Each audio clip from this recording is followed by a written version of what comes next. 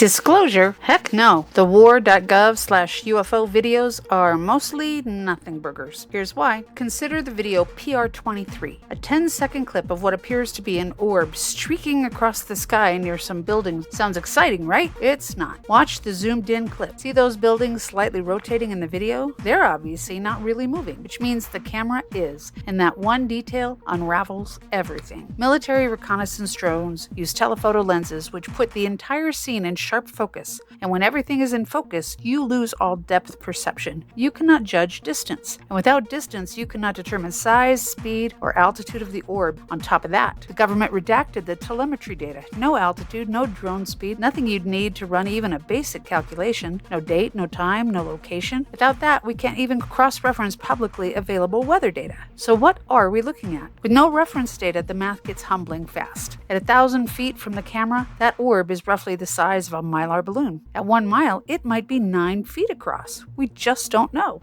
In both cases, this orb might simply be drifting along with the wind or even just stationary in the sky. I'll show you a quick example. Here's a moving camera with a stationary white object in the foreground. Watch how it appears to race across the frame. That's parallax shift. That's what you're seeing in this government video to some unknown extent. When a camera moving at 200 miles per hour stares down through a high magnification telephoto lens, any object floating between the drone and the ground will whip across the frame with enormous angular velocity compared to the stationary background. The closer the object to the camera, the faster it appears to move. This angular velocity is not the same as actual velocity. The result? A slow drifting balloon filmed from a Reaper drone typically flying at 20,000 to 30,000 feet can easily look like it's doing Mach 2. When analysts actually run the trigonometry, correcting for altitude, speed, and look angle, these streaking orbs almost always come back at ordinary wind speeds. But we can't do that math here because they didn't give us the numbers. Here's what does work. A stationary webcam capturing a real orb moving through a known location, one camera, fixed position, known geography. Suddenly you have much better data. But we can do even better than that. What we really need is 2 cameras on one object. Stereo observation eliminates parallax entirely unless you calculate true speed, size, and trajectory. That's exactly one major goal of what the UFO-Track network is all about. When an object is detected, nearby members are alerted in real time, turning a single sighting into a multi-camera, multi-witness event, with the data flowing instantly back to a common source for real-time sharing and analysis. We're not going to get disclosure from the government handing us blurry, redacted videos. We're going to get it for ourselves. Join us at UFO-Track.com and keep looking up.